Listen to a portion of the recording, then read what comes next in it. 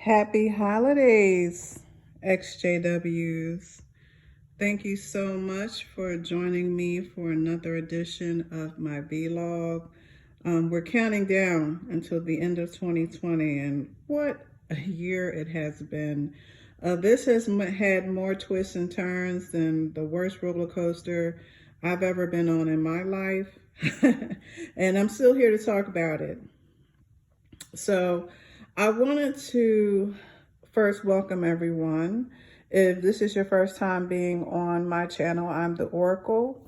I am someone who does conversational, philosophical, story time videos. I don't show my face because of my profession, but I still like to share here and there. I don't care if I get 1 or 5,000 people that watch. My goal is just to share my experiences as an ex-Jehovah Witness, a third generation ex-Jehovah Witness, someone who left quite early, someone who was able to, go to college and have a profession and travel the world and be around all different types of people.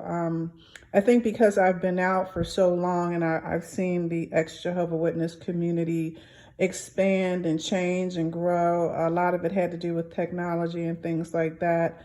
But just, us becoming more of a global environment, even though the Jehovah Witness religion was actually started in the United States, it's very interesting to see the different perspectives of the religion based on, how long you've been out, where you are in the world, and, just how you were introduced to the Jehovah Witness religion. But today, wishing everyone a wonderful holiday season, regardless of your faith or if you don't have any. I'm really looking forward to the new year. And I decided to do a quick video, not a very long one, but I decided to do a video because I was having a Zoom happy hour the other week, and we were just got into how we view the holidays and religion and all that kind of stuff.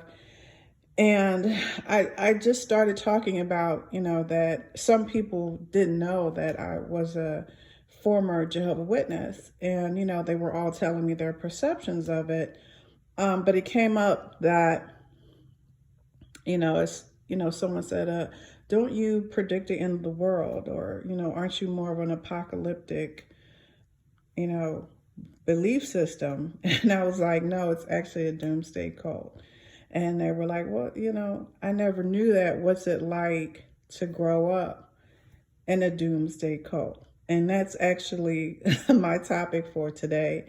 We started having that conversation. I was like, let me just make a video, very conversational, and talk about what it's like to grow up in a doomsday cult, the Jehovah Witness perspective. So the first thing that I shared is that most Jehovah Witnesses, especially Jehovah Witnesses like myself, I was born into this, religion. My parents are born into this religion. Do not consider it to be a doomsday apocalyptic cult, even though the entire premise of the belief system is that there is going to be a doomsday event that we call Armageddon, and that this is going to destroy the world as we know it, and about 8 billion people will be destroyed as well. That is a tenet that is taught from the time that you go to your first meeting. There are two things. There are two phrases. There are two what I call color words that are continuously emphasized and conditioned throughout your time in this organization. And whenever you talk to a heavily indoctrinated, heavily committed member, you will hear these two things said repeatedly. They will say Jehovah all the time. Most of the time when they say Jehovah, they're actually talking about the Watchtower Tract and Bible Society. However, they've been conditioned to believe that the organization is Jehovah. And for more further explanation on that, I did a whole video on why Jehovah Witnesses can't distinguish between the Watchtower Tract organization and the Jehovah that they supposedly worship. So that's one thing that you're going to hear throughout the conversation when you're talking to a regular Jehovah's Witness. The other thing that you're going to hear a lot is the term Armageddon, and that is the Doomsday event. So most Jehovah's Witnesses, even though it's a terrible event, a catastrophe, it's also a happy time for people that are indoctrinated in this religion. And why is that? Why would people celebrate the end of the world as they know it?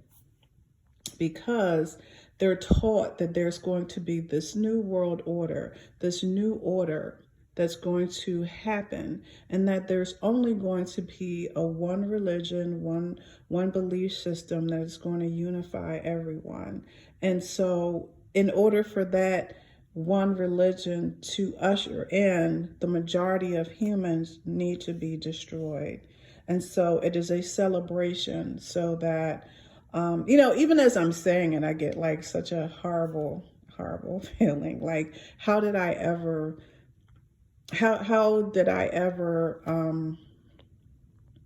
go along with this? But it's also not hard for me to say that, because I know that when you're taught something from the time that you're born, going to the Kingdom Hall, as it's called, in your congregation, and this is reinforced, it's not hard to understand why you would celebrate a doomsday, why you would celebrate the end of the world, why this is something that you look forward to. And another part that I shared is that, it's kind of weird and twisted, but when you're around people that are in a doomsday cult, they celebrate world events that other people would find sad and scary, because in an apocalyptic doomsday cult, these are signs that the doomsday is happening. For many years, until I studied world religion, actually, and was around other groups of people and learned about other doomsday cults, I had no idea that there were other people that predicted the end of the world, that, had rhetoric like was in the Jehovah's Witness organization. And I think that's another part of it. Jehovah's Witnesses have a very arrogant way of looking at themselves and their religion, meaning that Jehovah's Witnesses believe that they're the only group that's doing, X, Y, and Z. So if you're very isolated, which is one of the things that the Jehovah's Witness religion / cult does, you really don't know a lot about the world around you, and you don't know a lot about other belief systems. And the belief systems that you do know about are through the lens of the Jehovah's Witness, religion. So they're interpreting it and giving you information based on their skewed vision. And so there's a lot of religions and beliefs that they'll never talk about with the Jehovah's Witness organization, unless it's used to escalate or elevate their belief system, like for many years. And this is an aside from the doomsday slant or element of the Jehovah's Witness organization. But for many years, when I was young, the Catholic Church was an easy target for the Jehovah's Witness organization. And they tried to use the fact that there were so many pedophiles and so many, cases of sexual abuse as an indication that this was a false religion. I find it interesting, to see it come, sort of full circle in a way, because Jehovah's Witnesses have so many sexual abuse cases and so many abuses of children and pedophilia that have come out. And what's really interesting is to see how they have twisted the narrative and, try to step away from individual people versus the religion. So it's a very hypocritical, dual-minded, belief system. You can step out of different, perspectives and opinions depending on if it's pro Jehovah Witness or not. So I actually, was sharing that I actually never believed the Armageddon narrative, and I don't feel like I'm alone. I think there are, because I've talked to lots of people, especially people who, and again, I have to take that I just have that type of aura. People tell me stuff. People, which if you knew the profession that I am in, and have had a chance to talk with, leaders of states and things like that at different stages in my life. And it's always interesting to me because there'll be times when I'll be, kind of have a moment to myself and say, how did I get here? How did this happen? How am I, in certain situations, and I look around and it's almost like, how did this happen? How did I get to see these things or be aware of these things? It's always interesting to me. But when you get to be around certain groups of people, and even Jehovah Witnesses, and that's kind of the thing. I've actually had lots of conversations with Jehovah Witnesses even after I've left. And so maybe one day I'll do a video about the different types of shunning. Because I don't necessarily think it's 100%. I know, again, because I've been out for so long, that, yes, shunning is terrible. And yes, a lot of Jehovah Witnesses 100% shun their family and friends. But there are different types of shunning. There's different ways that shunning is done. Some, and every family member in every situation is different. So I've talked to people who knew I was, quote unquote, disfellowshipped, and still talk to me regularly and shared information with me, said the good and bad of the Jehovah's Witness religion without any issue. So I've had, people that would talk to me friendly, but when I talk about the religion, of course, I've been 100% shunned. Like as soon as they find out, oh, you're disfellowship, you're in a quote unquote apostate, they can't talk to you. But I think human nature is the opposite of shunning. I think human nature is that people like to interact and communicate. And I've seen people, when there's no one around, and I'm like, who am I, a whistleblower? I'm not even in the religion. Who would I tell if you're talking to me? So, I've had them tell me that Armageddon, or the event of Armageddon, has been the hardest thing to accept. But overall, they still want to stick with the religion because, when you've been trained on something for so long, you don't really know how to do or think differently, or it's so different, or I'm going to lose my family, my friends that I've known my entire life. And that's very, very hard. So people will sort of swallow those bitter pills of, end of the world. That actually doesn't make sense to me. Armageddon, I'm not really feeling the way that you're telling me, but I'll go along with it, like whatever, because who's going to know, whether it happens or not. I live my life and gone, and when I die, I die. And I've had people tell me that, like straight up. And I'm like, and that's okay with you. Because to me, that's really how some people are in a religion. Like you don't truly see too many quote unquote zealots.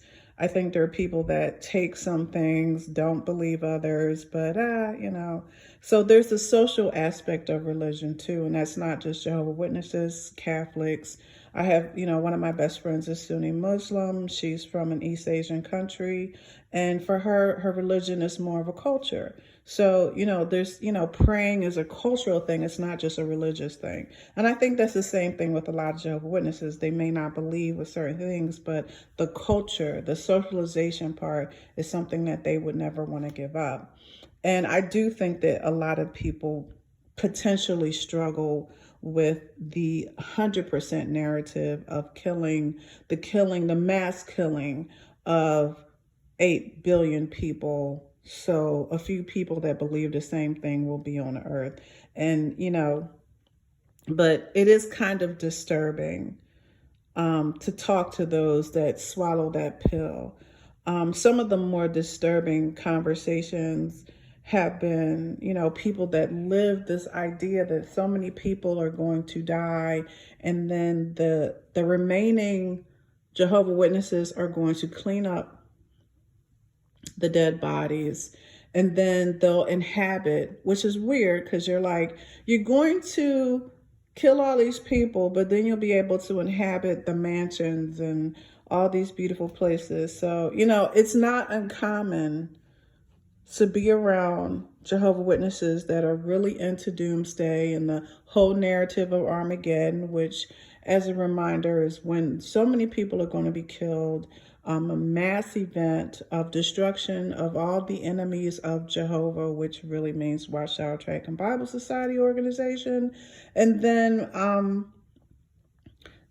all these people will only be the ones surviving. And then the Jehovah Witnesses will be the people that are there to clean up the dead bodies, but also pick and choose where they can live, because somehow the destruction of human beings will not mean the destruction of certain mansions and buildings. And so it is not uncommon when you're around people that are in the Doomsday cult, that believe the narrative of the Armageddon, that they will look at certain homes, that they will look at certain places and talk about that is the home that they will inhabit once Armageddon gets here. Now, again,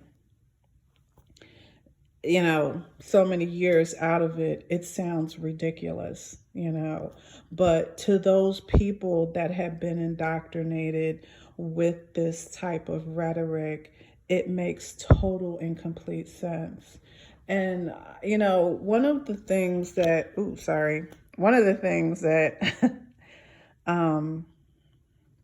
was like very sort of, I'm trying to think of the best way to express this, because I guess again, it's always knowledge is this thing that continues no matter, where you go in life. And I always tell my children that, like, you never stop learning, because, my youngest was like, I'll be so happy when I don't have to do homework anymore. My husband and I laughed because it's like, oh, so you think once you get finished high school and you don't have to go to college that you're not going to have homework? Like, ask your dad and I how much we have to do outside of our jobs, like new cert we got to study for, new report or presentation we got to put together. So it's just kind of instructing you for, and that's not even talking about bills and, our businesses and stuff. So it's kind of like you never stop learning, you never stop growing. And that's sort of what I really love about life.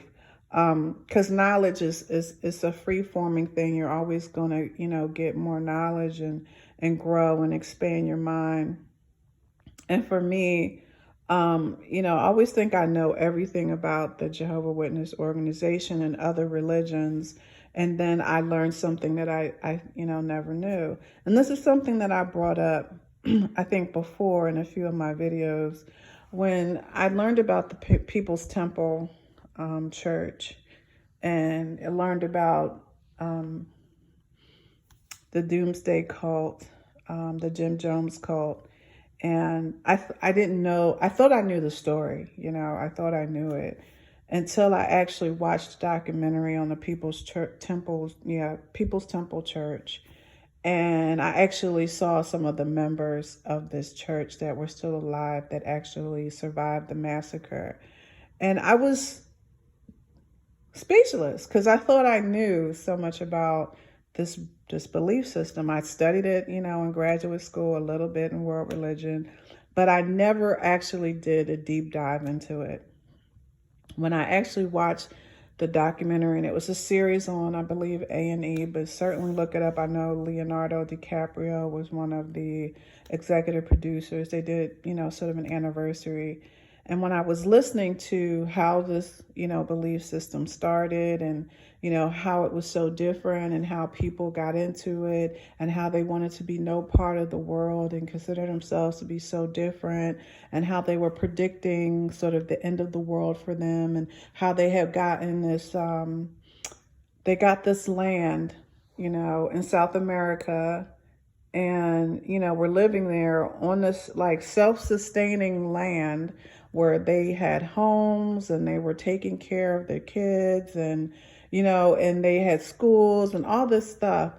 I was flabbergasted, because there's of course there are some glaring differences between the People's Temple and the Jehovah's Witnesses, but there are some really, really, really interesting coincidences.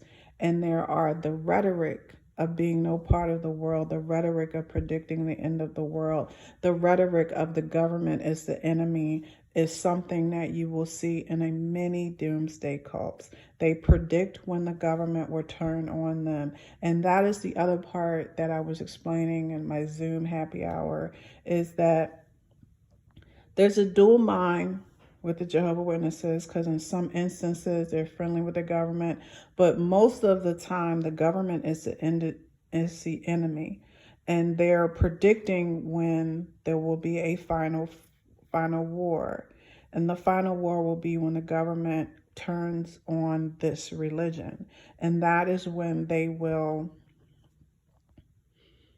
this will signify when you have like the entity in the sky, Jehovah, will swoop down and destroy the world, because you have touched on this man-made religion, and that was the last straw. And so they have a lot of propaganda videos, and that's kind of sort of the same thing that was going on in the People's Temple. So self-fulfilling prophecy, creating situations where there is this fight with the government, and then once the government responds or the authorities respond, this is significant. This is signifying the end of the world, quote unquote, Armageddon. So that's literally actually what's going on right now. COVID. Again, when you're in a doomsday cult that looks at things that are happening in current events and uses those to try to predict the end of the world, which, even if you're going by the Christian Bible, no one knows the day or hour, but they try to really, really, in a doomsday apocalyptic cult, they use every indication that they can to get members riled up. And so with COVID happening, fires, natural disasters, they use that to signify that it's right here, it's right around the corner. Get ready. The government's going to be coming after us. Get down in your bunker. There's a lot of bunker type propaganda that is put out, and it's been happening since I was a kid. I've been seeing it in Watchtower and Awakes, but now that they're more, again, with technology changing, they now have a lot of videos, a lot of things that they, will reinforce. And again, to me, it's just to condition the members. Doomsday is coming. The apocalypse is coming. We're so sorry that the majority of the world is going to be destroyed, but if your faith is strong and you are one of the select few, you will survive. And what is that like? It's scary. I think your brain splits in a lot of ways to try and make sense of it. I think it causes mass delusion, mass irrational behavior. If you look at the People's Temple, one of the things that happened is that people panicked because there was this self-fulfilling prophecy. And so what they thought was the government turning on them created this mass response where they committed suicide in a situation that has not happened before or since. And, now that I've been out so long, and I still, because the majority of my family is still in, so I do, as an ex-Jehovah's Witness, to pay attention to the propaganda videos. And I see a lot of things happening, and I'm like, you gotta have to make peace with it. You can't, you know, you can't control people. You hope that one day they will wake up and realize that it is an apocalyptic doomsday cult. But, you know, I feel like people have the right to walk whatever path they want, even if it is the quote unquote wrong path. You can only, can only, try to give them knowledge and hope that it means something to them. So, as we get into this new year, and I talk, what it's like growing up in a doomsday cult. The only doomsday, and this is real talk, that's how I'm going to end it, is whatever doomsday you accept. Because reality is literally your perception of life and truth. And the minute that you control it and change it, it becomes something else. So, light is inside of you, truth is inside of you. And, one of the biggest things that ever happened to me was, when I realized that I control my destiny, not a man-made group, not a man-made cult, not somebody trying to look into a crystal ball and figure out, when life is going to end as we know it. There have been a lot of endings if you follow history. There have been a lot of terrible events where millions of people have died, and we're still here. Human beings are still here. So as we go into this new year, I want you to be blessed. I hope you enjoyed my little story time of what it's like to grow up in a doomsday cult.